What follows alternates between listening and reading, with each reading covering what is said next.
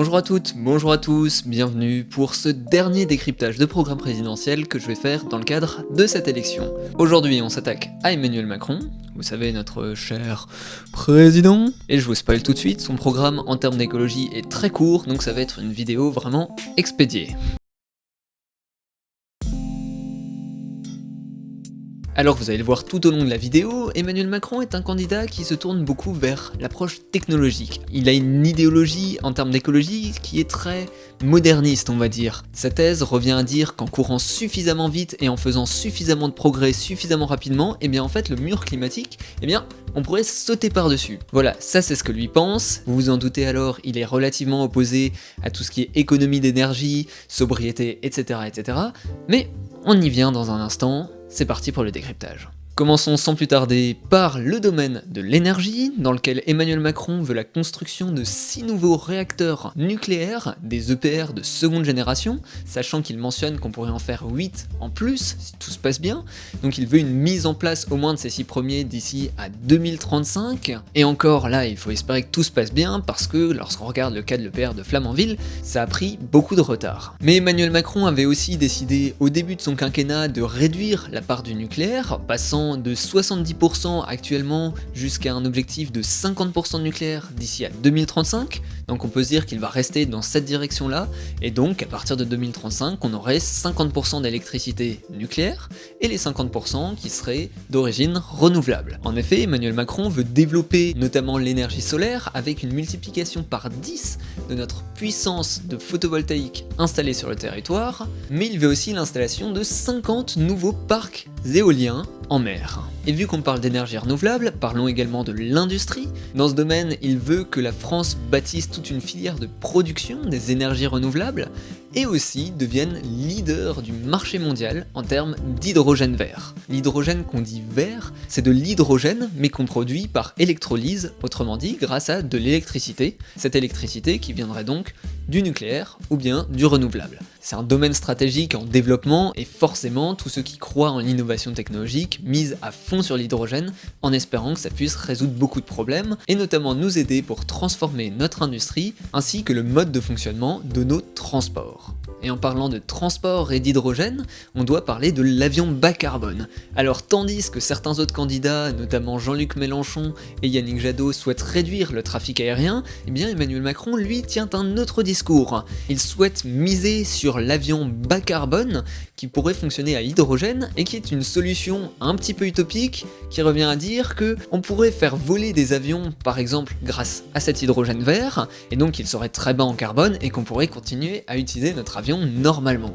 Sauf que ça c'est une belle promesse technologique, mais qui dans tous les cas n'arriverait pas avant 2035, soit relativement tard par rapport au changement climatique. Et surtout, cet avion bas carbone ne permettrait que de faire des trajets relativement courts dans un premier temps. On ne pourra pas faire notre Paris-New York grâce à cet avion révolutionnaire.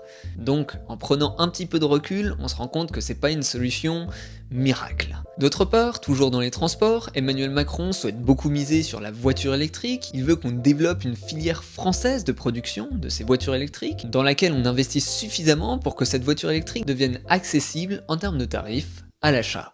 Le domaine suivant, appelons-le la construction. D'une part, Emmanuel Macron souhaite la rénovation de 700 000 logements par an, avec une avance des frais des travaux pour certains foyers. Ce chiffre de 700 000 rénovations par an, c'est plus que le double du rythme de rénovation actuel, et c'est l'objectif sur lequel s'accordent à peu près tous les candidats dans cette élection. Mais d'autre part, Emmanuel Macron souhaite que l'on aide les territoires d'outre-mer à s'adapter face aux catastrophes naturelles, ainsi qu'à la pollution environnementale.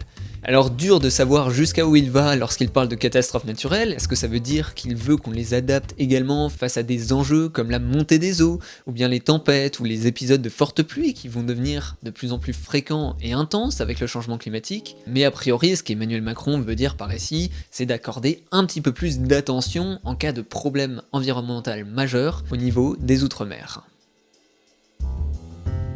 Domaine suivant, c'est l'économie. Alors là, Emmanuel Macron est un libéral, il va pas remettre en cause tout son modèle financier pour la transition écologique. Toutefois, il a deux propositions majeures dans son programme. La première serait de conditionner la rémunération des dirigeants de grandes entreprises au respect de leurs engagements environnementaux.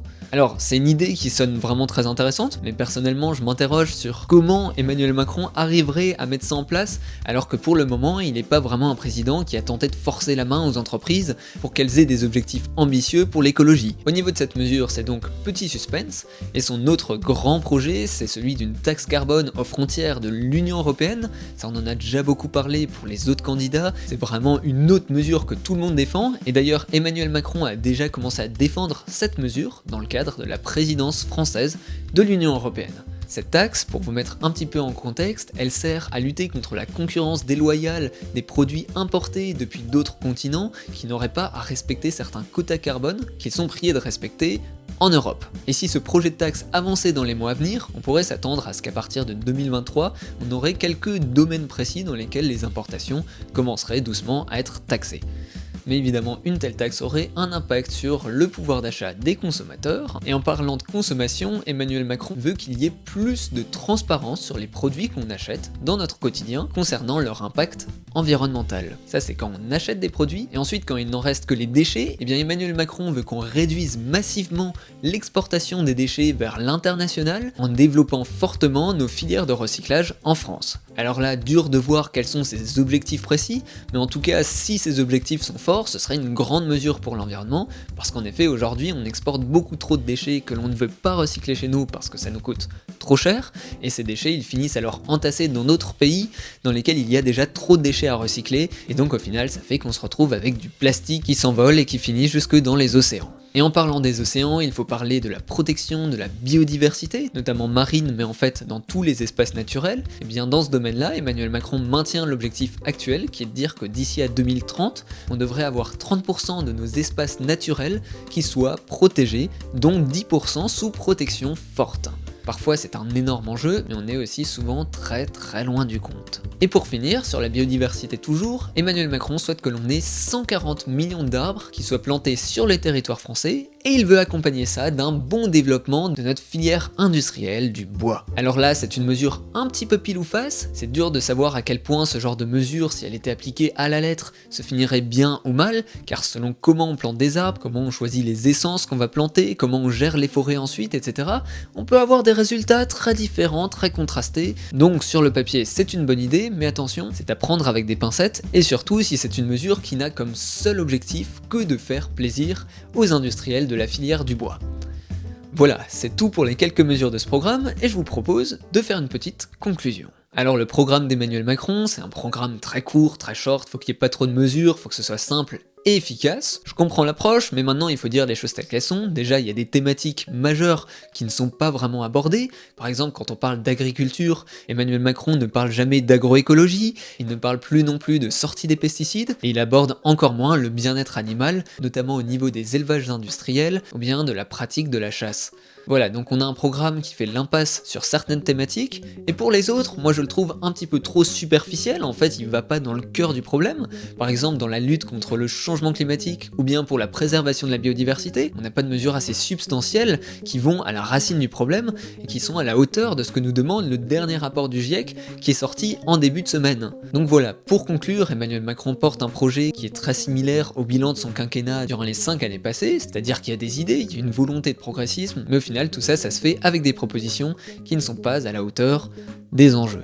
J'espère que cette vidéo vous a plu, que ce décryptage ainsi que tous les précédents vous ont plu. Si vous en avez manqué, n'hésitez pas à aller les voir soit sur cette chaîne YouTube ou bien à les retrouver en résumé sur Instagram, à l'exception d'Éric Zemmour qui est le candidat qui a le programme qui va sûrement plus à l'encontre de l'environnement que dans le sens de la défense de l'environnement, donc je n'ai pas eu envie de passer une vidéo entière pour décrypter ce programme. Pour la suite des vidéos à venir, eh bien je vous invite à vous abonner à cette chaîne et notamment en cliquant sur la cloche pour que je vienne sonner chez vous à chaque nouvelle vidéo. Dans les prochaines vidéos, on fera des analyses de rapports scientifiques, notamment je vais faire une vidéo dédiée sur le 3e volet du rapport du GIEC qui est sorti début de cette semaine, et ensuite je prévois des nouveaux formats dans les semaines à venir, des formats soit plus fun, soit plus réfléchis, avec beaucoup de philosophie écologique.